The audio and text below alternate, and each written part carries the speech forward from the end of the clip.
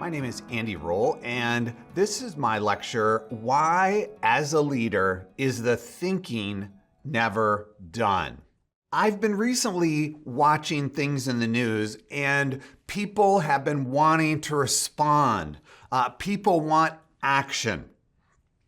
And often they are saying, let's go out and protest. And they have a sign, a two-word sign. And I found myself as a professor, which is sort of an occupational hazard, to sort of say, my placard would say, the history of this issue or the considerations of this issue, ... Meaning I'm teasing myself, making fun of myself, that I would want to say more about this complicated issue than just the two-word placard.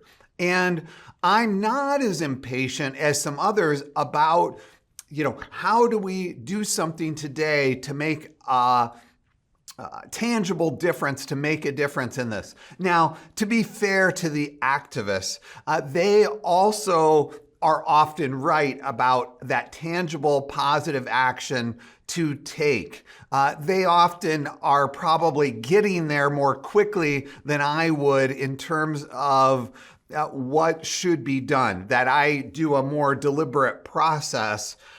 But the point is that I do want to defend not just being a professor, but the nature of leadership involves thinking. There is no getting away from it. Leadership involves thinking. And maybe that is because leadership, if we want to think about this in terms of traditional academic disciplines, is actually part of ethics, which is part of philosophy.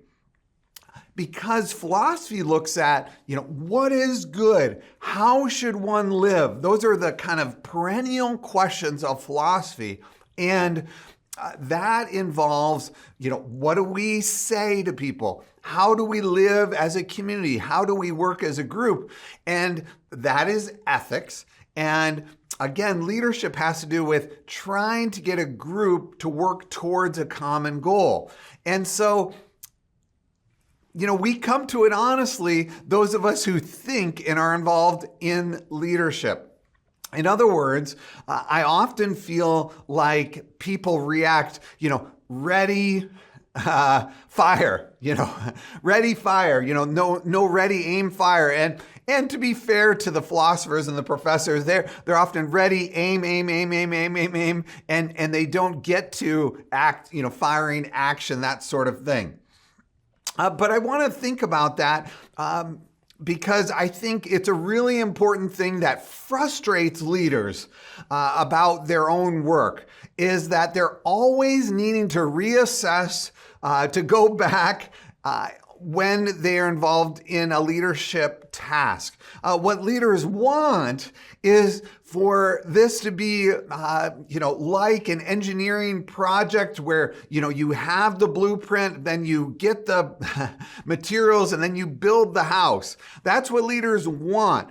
And sometimes, those who have kind of that background in building things or in engineering, that's sort of what they expect, is that it's this kind of simple process where we figure out the right thing to do. We tell people what to do, the bricklayers, and then they build the thing. But often that just is not the way it is. It's more philosophy. It's philosophy. It is deciding what to do because we have thought about the right thing to do, and then we have to think again. And we keep acting, but we also have to keep thinking. And there's a famous quote, an important quote from Plato's The Republic. If you read the whole Republic by Plato, there's a lot of strange stuff in there that we would not resonate with, that you'd think this needs more philosophy. This needs better thinking about it.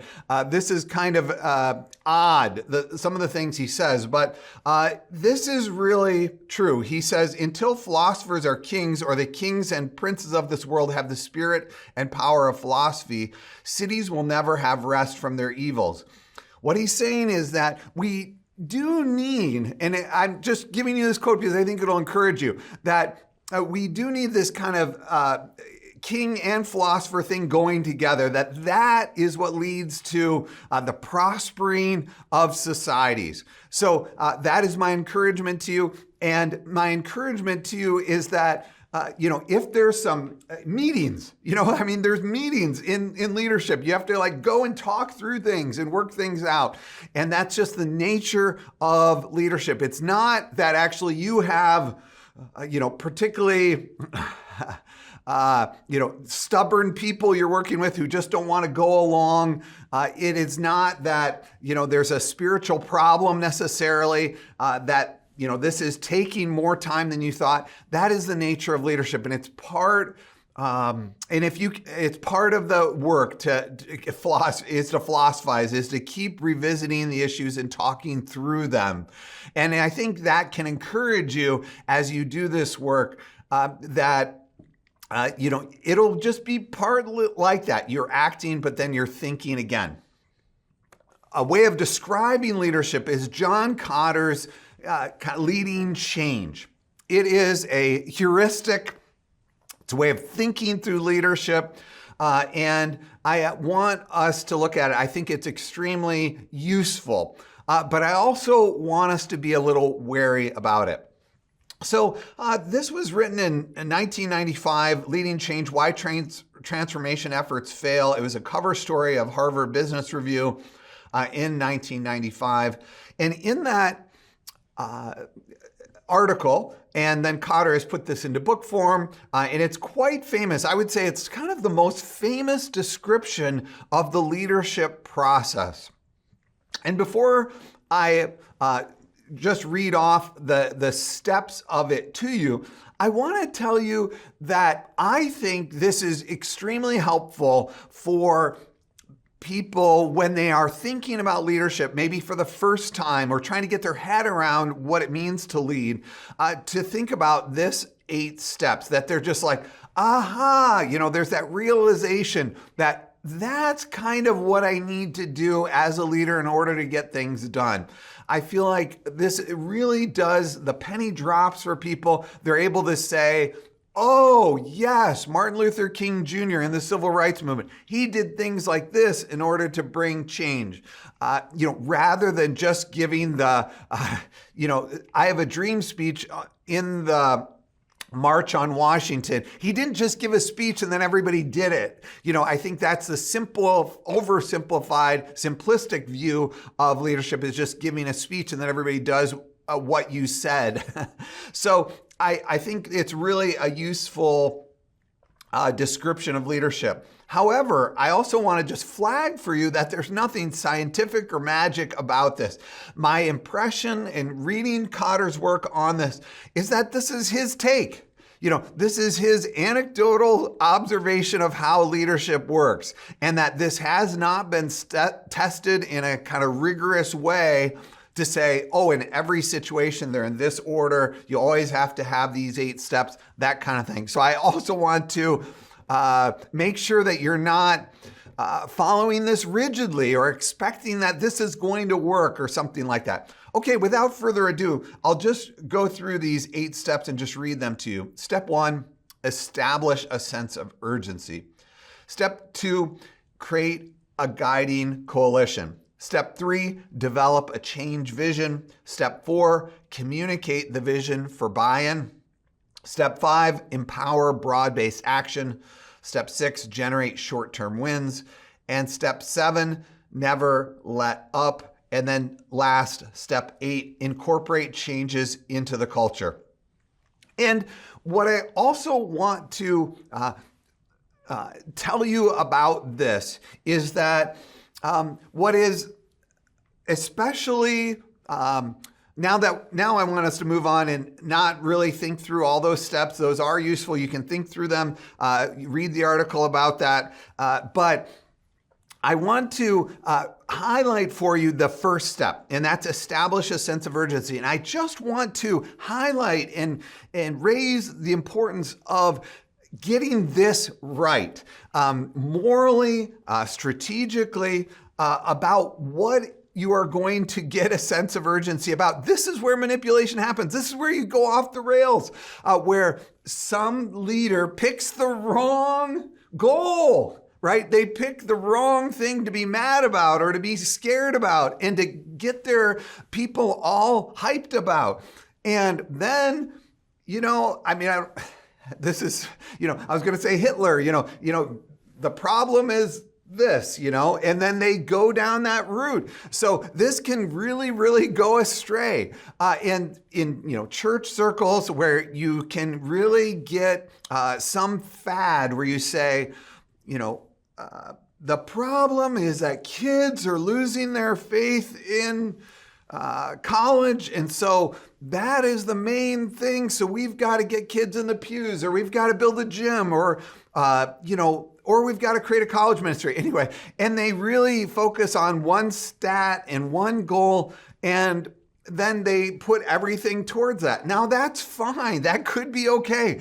I'm just trying to say that it's really important at the very beginning that you get the right goal. And if not, there can be just terrible problems. So I just want to kind of flag that as, philosophy is embedded, or thinking is embedded in this very first step, even though this description of leadership is very, very useful. All right. I think this just should resonate in your head. This quote by Peter Drucker, the manager, writer, management literature writer from the 1970s, 80s, 90s. He writes, there is surely nothing quite so useless as doing with great efficiency what should not be done at all. And so if you, the problem with human nature and with us is that we feel quite good about accomplishing things that shouldn't have been done at all. We pat ourselves on the back. We feel a sense of satisfaction. That we accomplished that thing, that we checked off that box, that we had a plan, a blueprint. We told people what to do and they did it. Now, the problem is that it really is important that we do the right things, and that Drucker says we have to watch ourselves. We have to watch ourselves that we're not being very, very good at execution, at doing stuff that should not have been done at all. And again, he's raising the idea of thinking and the importance of that. And I want to flag just also for those of us in nonprofits and in churches that it is difficult to know what it means to win, what the goal is. And I just want to, again, encourage you, businesses feel good if they make money. Sports teams feel good if they win. Armies feel good if they win the war. Politicians want to win elections. But again, it's all the more tricky when we're in things that are not as measurable about whether you're winning and accomplishing things, for you to think and assess. Even in those other settings like businesses, sports teams, armies, politicians, what maybe wins or maybe accomplishing things, they too may be more deceptive than you think.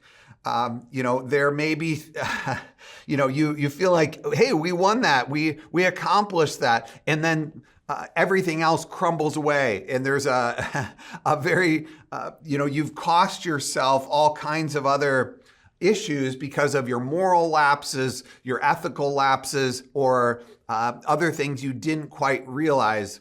So even in those settings where it's quite clear to see some wins, it still is more difficult than what those obvious wins are. And if those leaders also don't think, they can also have some real difficulty long term. There's just in the news, people who start a war, right? And it's just like, yay, day one, it's looking good, it's looking successful. But like long term, And there is these questions like, well, what's going to happen long term with this place that we've created all this destruction? So anyway, that's just an example that comes to mind. Just a little anecdote here regarding seminary and thinking. I sometimes have friends who say, what we really need, in seminaries is to learn these kind of things that you didn't learn in seminary, like fundraising or, how to do Excel sheets or how to send out postcards. And I'll just tell you that I really do actually try to think hard about those issues. When I hear, well, you didn't learn that in seminary, I actually try to think, I do want to make sure that we're covering lacunas, gaps in our curriculum. And so I do take that quite seriously.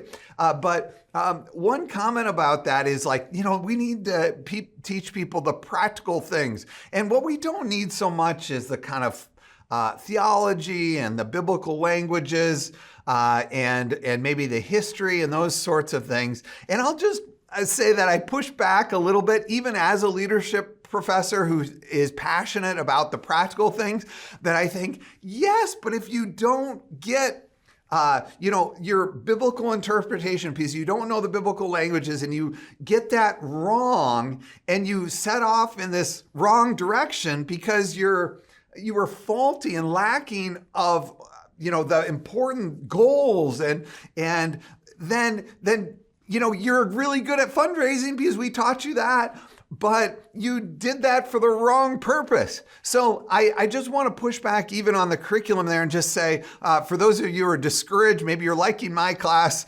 my leadership and my practical courses, that those theoretical disciplines that are getting at what is really true, what is good, what's important, and giving you skills towards that, those are really quite crucial to long-term success and faithfulness in ministry. All right. I want to think now a little bit about just the leadership literature. Leadership as a discipline. It's kind of a mess. And one of the reasons why it's a mess is that a lot of those airport leadership books in the business section or the self-help or the psychology section, you can still go to Barnes and Noble at Mall of America or there still are bookstores at airports that you can kind of browse and look at what the best sellers are. And I enjoy those. I like seeing those. I like seeing the anecdotes. What's popular? What are the titles? Those sorts of things. What are people thinking about in terms of, great leadership, CEOs, how to get ahead, how to develop as a leader. I'm interested in all those things. But sometimes when I read through them, I'm struck by how, there's just incoherence to what they're saying, or the next book conflicts with the first book. And so why is that? So let's think about that. One other example of this is the whole issue of platitudes. And platitudes are like these sayings, that are on posters or are inspirational sayings that people give. The old Dilbert cartoons would sometimes look at those and critique those slogans, that sort of thing. I like this old Dilbert cartoon from 2001, and the boss says, we need to do more with less. So he uses a platitude, and then one of the employees raises his hand. He says, I propose that we work smarter while broadening our focus. And then the boss says, Wally, that doesn't mean anything. And Wally says, well, excuse my leadership. In other words, by giving one of those inspirational or technical kind of things we need to do, a pep talk, that's leadership, and I think that just kind of reveals some of the problem in leadership literature. So I think sometimes people are turned off by leadership because they've had abusive leaders, tyrants, jerks, that kind of thing. And then other times, I think there are people who are turned off by just the word leadership, the discipline of leadership, those leadership books, is they just feel like this is kind of, promotion, self-promotion, flimsy stuff. There's just not much there. And I want to think about why that's the case. I think one reason is that there's moral confusion. So again, I've already said again, but was Hitler a good leader? Would this work with Hitler? Could he use these steps? And I'm just trying to use that. I know we don't want to use that. That's a very serious thing to bring up. It's just kind of a shorthand way of trying to get at the moral aspects of leadership. And so are we saying that, hey, this is just how to get things done, a kind of book like that, and it doesn't have any really moral content, and, it's just about, getting a group to get something done. So, but I think rightly done, there's actually more thinking about leadership than this. It's part of ethics, which is part of philosophy. We actually need to think about the means and the ends. So, how do we get things done? And then what is the mean, or what is the end? What is the goal that we're working forward? I think oftentimes when we read secular business books or self-improvement books, basically there's a very low standard of ethics that is implied there. And it's basically don't get caught breaking the law. Anyway, it's just it's pretty low. Anyway, that's just the way it is. I think sometimes there is actually a Christian background to the author, but they're kind of trying to sell books and they're trying to speak more broadly. So actually a lot of what is assumed is Christian ethics within the leadership books. But they don't kind of come out and say it. And so that's another kind of odd part or confusing part that kind of interferes with the precision of the leadership literature. Another problem with the leadership literature is, I just want to flag this for you, just so you know, it's just that it's very hard to study groups. So I'm putting on my kind of social science hat, psychology and organizational psychology and sociology. It's hard to figure out, we say, correlation does not mean causation. And what we mean is when we observe a team win with a certain coach, how did they win? I'm just trying to use the most simple example, and it's how did this team win as opposed to these other teams? And so we can study it. Was it the coaching? Was it the playing? Was it the combination of players? Was it the strategy? It's actually kind of difficult. And that's in the easiest kind of situations to study. And so in a church, in a business, in a country, to kind of say this, this style of leadership, this really led to success. I just want to flag for you that it's really quite difficult to study group interaction and the results there. There's so much confounding, meaning there's so many factors going on that it's difficult. So I just want to say that to you. Another issue of confusion that is in the leadership literature is a lot of it is well-intentioned. So this, I just want to encourage you, but also give you awareness. So a lot of people write leadership books this is what I did, this is what I observed, this helped my company, this is kind of how I did it, this is how I grew this church, this is how I won the Super Bowl, this is my testimony. And that's fine. That's fine. That's totally fine. It's just that you have to then read that and say, what are the moral assumptions here? this is one person's opinion, and it's actually very difficult to pinpoint the actual factors, but it's still useful. But oftentimes the person who writes this book, isn't giving explicitly those sort of disclaimers and sort of, putting this in context. All right. So all of that, I'll just go to mentioning that we as Christians, therefore, approach ethics in a way where we have certain presuppositions. So we say to ourselves, we are not at sea just wondering about what is right, what is good, how should we act, what are good goals, what are good means. We actually take the Bible, we take Jesus' example. We say, hey, the foundational moral things here are that shape our ethics are the Bible, are Jesus.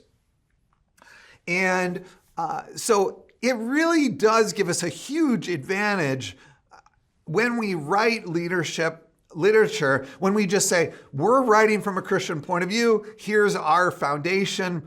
And so therefore we can proceed and talk about leadership because we've got kind of a foundational text which kind of orients us. So I just want to say, just from the outset, Christian views of leadership or Christian literature on leadership, there's just probably some more coherence there. I'm not saying not to read secular leadership. I think secular leadership literature is really, really helpful. I'm not even saying Christian leadership is better.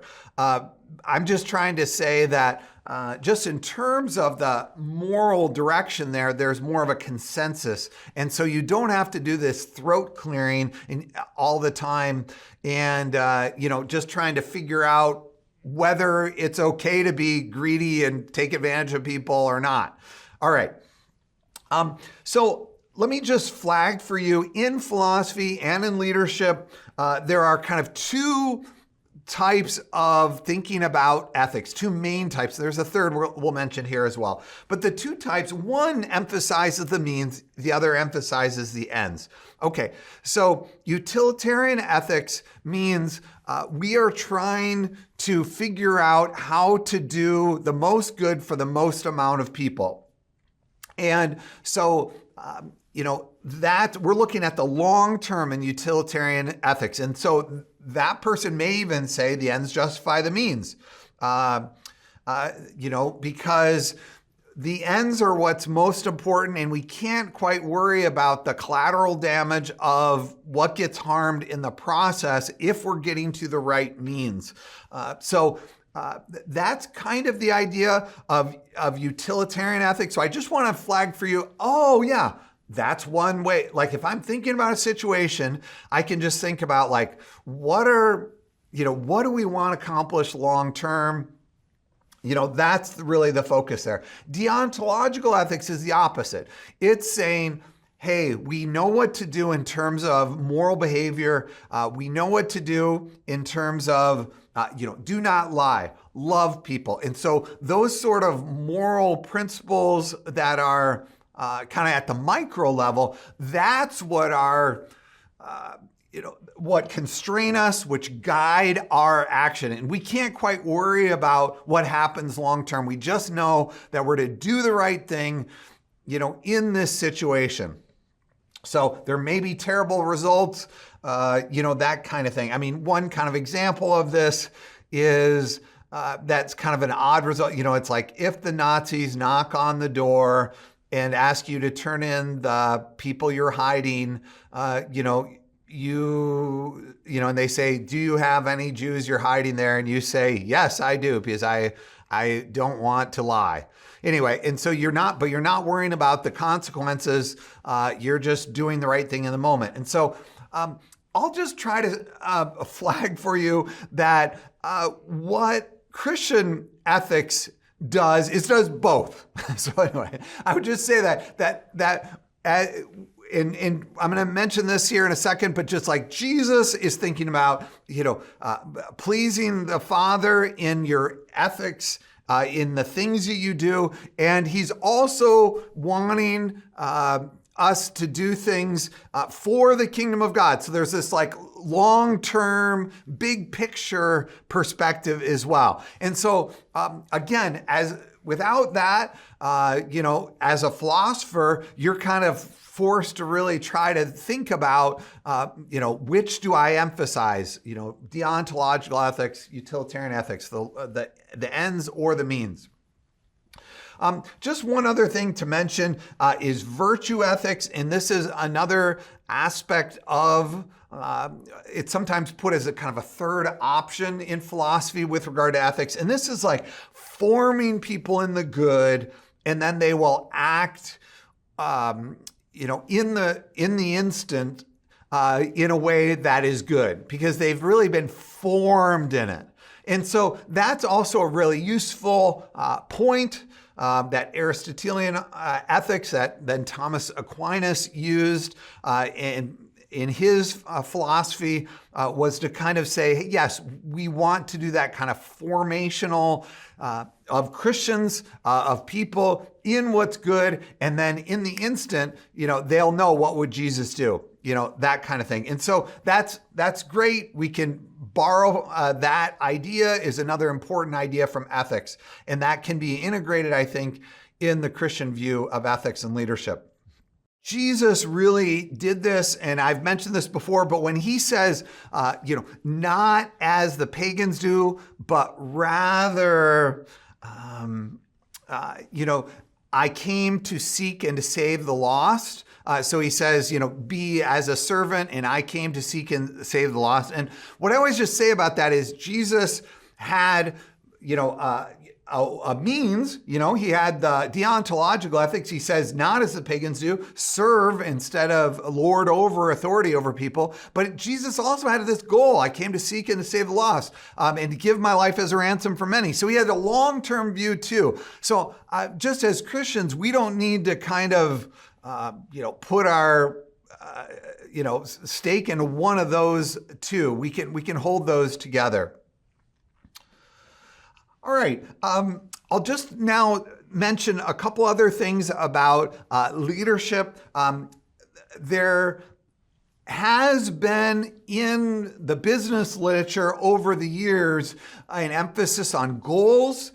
So this really came out in the Built to Last by Jim Collins and Jerry Porras in 1996. When that came out, they emphasized that businesses should really have something besides making money. They should have purposes, and so there was this kind of idea that companies that are really good long-term companies that do well long-term, they actually have values besides just making money. They're not so crass.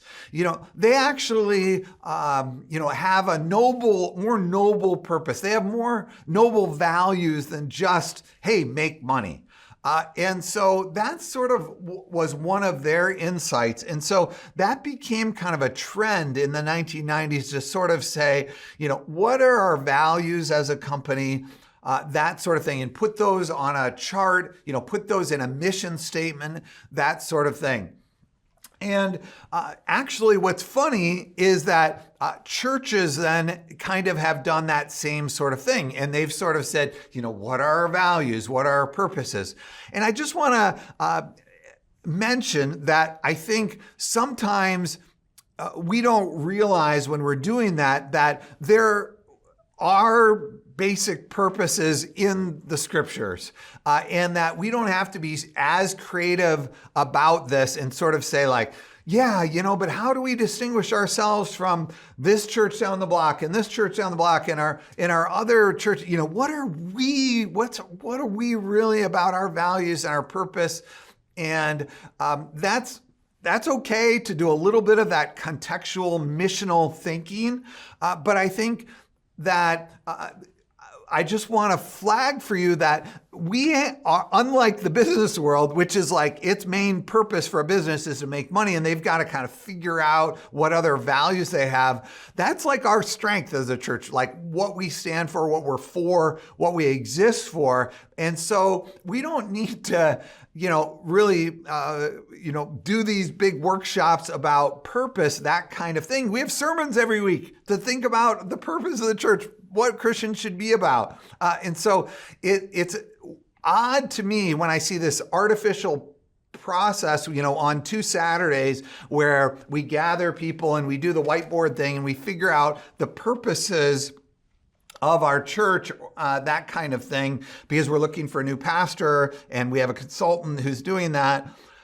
When I just want to remind people that it's actually the business world who kind of came up with that whole thing from Built to Last in the 1990s and that's because they don't have sermons every week on values. They don't have a foundational document like the Bible. And so they needed to do this work to become more humane, to become not as crass. Whereas as Christians, we really don't need to do that. And we can, say our purpose is these kind of ancient purposes that all churches have. And sure, that's fine to say this is how this is going to work out in our context.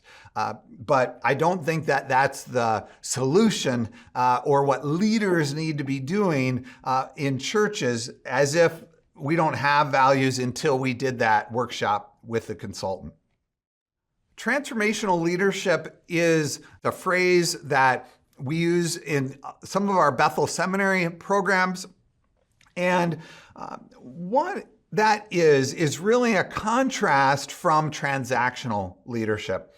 And transactional leadership is about rewards and punishments. It's kind of this idea that hey, if you don't do what I say, if you're not a good employee, I'm going to fire you. If you do a good job, we're going to give you a raise. We're going to give you a bonus. We're going to carrot and stick, those sorts of things. And basically what transformational leadership theorists developed is they just said there's more, I think, to success for presidents or other good leaders than just, rewards and threats. And so they said, a transformational leadership or a transformational leader, a good leader does other things. They're a strong role model, idealize influence. They inspire their followers, inspirational motivation. They encourage their followers to think things out on their own, intellectual stimulation. And they care for each other in a unique way, individualized consideration. And we as Christians really recognize those characteristics, right? So especially as pastors, I think, or nonprofit leaders or something, we realize we can't just order people around, bullying them. We've got to be a role model. Paul says, follow me as I follow Christ. We want to inspire followers. We want to give them a more important thing to work towards. Again, that's just so obvious in religious organizations or even nonprofits that you need to have a larger purpose. That's just our bread and butter. That's totally obvious. That's what we do is think about higher purposes. And then encourage followers to think things out on their own. So we often are more collaborative. Not always. Now, this isn't the case as much in some traditions where there is a strong hierarchical authoritarian kind of version of how churches are run. But this is something from transformational leadership that they recommend. And I think that that's a really useful, good way to lead as well. We're going to talk about that in the next lecture. But caring for each follower in a unique way, being kind. Again, this is perfect, exactly what Christians do. So no wonder people at Bethel Seminary, other Christians have been like, transformational leadership. That's saying we agree with that stuff. So that's kind of the secular name for some of these things that we as Christians also think are good aspects of leadership. What I would just caution against is that there's also in leadership the transactional component. So the reward and punishment, those are actually just normal parts of organizations, of groups. When people act terribly, that we kind of, in the Bible, when somebody's acting inappropriately, there's some sort of a warning or saying, hey, this is not helpful to the group. Stop doing this. Also, there are rewards like, hey, this person deserves compensation for what they do. And so that's one thing I worry about with transformational leadership is that people feel like, well, I should just be able to lead my lawn mowing service with being a role model, caring for people, inspiring them, about the beauty of the grass, and encouraging them to think the best way to go around hornets' nests. And it's like, no. If they don't show up, you can also fire them or give them a warning and then fire them.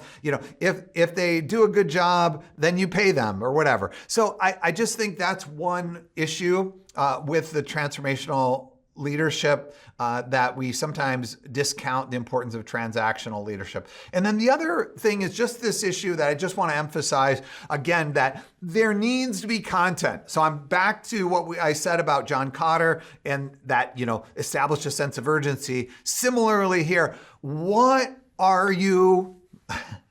is the content of transformational leadership? And Bernard Bass, who's one of the people who looked at transformational leadership, studied it, and furthered the thinking about it. He wrote something in the Leadership Quarterly in 1999 that I noticed. And he said, it needs content. He said, authentic transformational leadership is more consistent with transactional leadership, with Judaic Christian philosophical traditions and discourses on the leadership of the moral sage that presuppose a trusting community as the central life context. And there's a lot that's a little bit difficult to understand, but one of the things he just says is he's just saying that there is transformational leadership assumes like Jewish Christian ideas. And without that, it can be abused like it could be run by Hitler. Hitler could totally use the transformational leadership principles. And so again, I just want to make us aware of the goodness of that theory, but also its downside. You can't get away from thinking. I'll just mention again, if you want to think more philosophically about this, I talk about this in my mission and evangelism class, but Alistair McIntyre has done some of the foundational philosophical work. He's done, other people have done it too, but he wrote After Virtue and three rival versions of moral inquiry, Encyclopedia, Genealogy, and Tradition. Those two books I found enormously helpful. And I'll give you one quote from each. He says, there seems to be no rational way of securing moral agreement in our culture. And in three rival versions, he says, there are just too many alternative ways to begin. And all he's trying to say is like in a secular culture, when we're trying to figure out how to live morally, when we try to talk with people who are atheists and Buddhists and Hindu and Christian and Muslim and Jewish and all of these things, we try to kind of figure out how should we go forward. We should be able to just talk this out. That's what that's kind of what was assumed, is that we would just be able to kind of work through all this stuff. And he says there's actually, they're incommensurate is his word. They bump into each other. They're not able to be reconciled with each other. They have different presuppositions. And so there's no way to secure moral agreement because there's too many ways to begin. There's just, so just to encourage that, I'm just trying to say, this is why the leadership literature is a mess, because the leadership writers typically aren't philosophers, and so they don't recognize this. But basically, they're just like assuming that moral agreement, if I just kind of speak, warmly about my experience and how I led this thing, then people will resonate with it. And he just says, actually, they won't. Not everybody will. So I just want to note that there is, something usually unexamined in the leadership literature. All right. Again, sometimes there are religious writers. Often I find there are Christians behind the leadership literature. So anyway, I mean, the kind of popular leadership literature in the United States, it's often Christians, and they have that, but they just don't, they may mention it, but they don't talk about it in the body of their books. All right. And then there is also, yes, some common things we would say theologically. There is a sense that, people are evil, and then there's also an idea that people are good. So those are in the leadership literature. You see those, but they're kind of rough, this general revelation, people sense it, that kind of thing, but that it's kind of undeveloped. That's often common. And again, in our Western culture, people like Tom Holland in his book Dominion, Justin Brierley in his podcast, The Surprising Rebirth of Belief in God, people like Glenn Scrivener, David Bentley Hart, all sorts of people, philosophers and historians have pointed out that much of Western civilization, the UK, in America, a lot of ethics, leadership, business practices, all sorts of things lie upon Jewish Christian ideas, especially Christian ideas that are forgotten or unstated. And so, there's the metaphor that some of them use about a cut flower. So in other words, here is the leadership practice. We should be servant leaders. We should do the right thing. We should be a good example. We should inspire people. We should care for people, all the kind of transformational leadership things. And it's like, that's from Christianity. I'm glad you came up with this transformation, but that's based on Christianity. But if it's cut off, that's going to eventually wither. Transformational leadership doesn't work, cut off from that Christian moral tradition. That's kind of how this manifests itself in the leadership literature. So I would just say to conclude this, to just say that for me, as a Christian, and to encourage you listening, if you're a leader and you want to become a better leader, and you're reading all these, you're reading the Nordhaus textbook, Peter Nordhaus textbook on leadership. You're reading, all kinds of things. We talked about John Cotter and, Edgar Schein and Bowman and Deal, the Four Frames, and kind of all these classic leadership things. Or you're reading Machiavelli, or you're reading, The Prince, or you're reading The Art of War. Kind of these classic leadership things that are supposed to equip you to be a good leader. Or maybe you're reading just kind of John Maxwell, Patrick Lencioni, kind of popular leadership stuff, doesn't have any scientific basis or whatever, just kind of anecdotal stuff. Or you're reading Andy Stanley, who's his leadership podcast, or Carey Nieuwhof. And you're trying to become a better leader by reading leadership literature.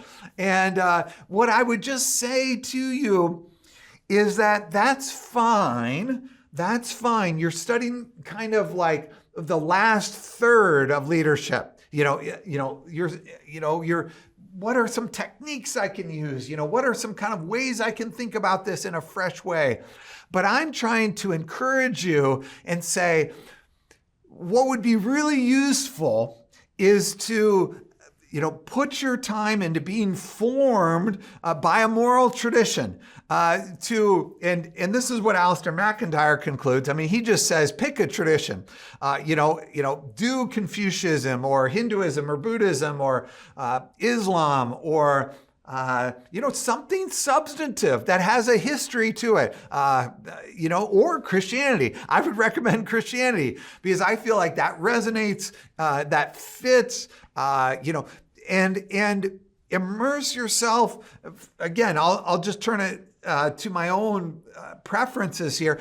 Immerse yourself in the scriptures and think about the ends that come through. Think about the means. How do we treat people in the book of Proverbs? How does Jesus in the Sermon on the Mount say that we should think about life and how we should treat people and our own personal integrity? Look at the Apostle Paul and how he leads, and that, immersion in a moral tradition so that you're clear about the ends and you're clear about how to treat people and how to live, that is going to be enormously helpful to your leadership.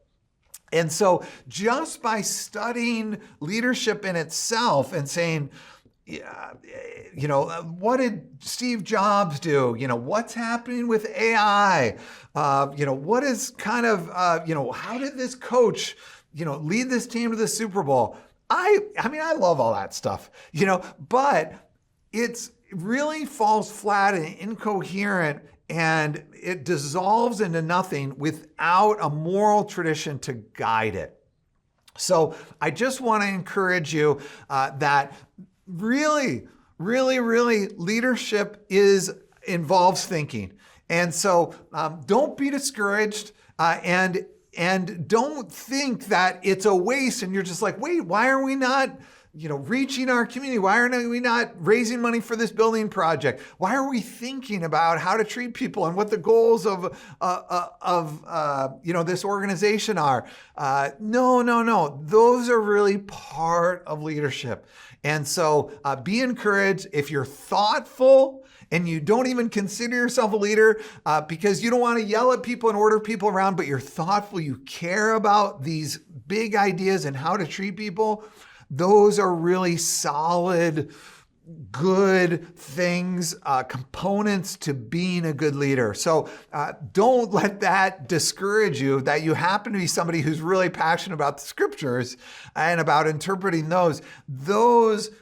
That formation in that way of Jesus, all of that can really lead to solid long-term leadership.